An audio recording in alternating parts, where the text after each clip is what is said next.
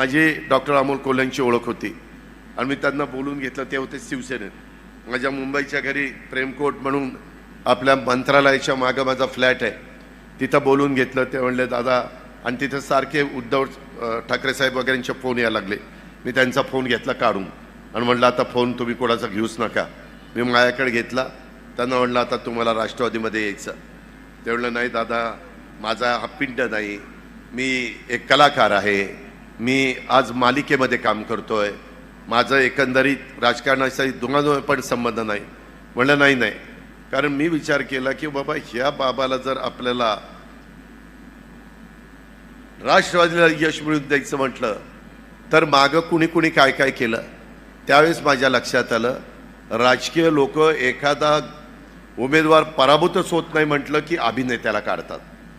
कधी अमिताभ बच्चनला काढलं, कधी हेमा मालिनीला काढलं,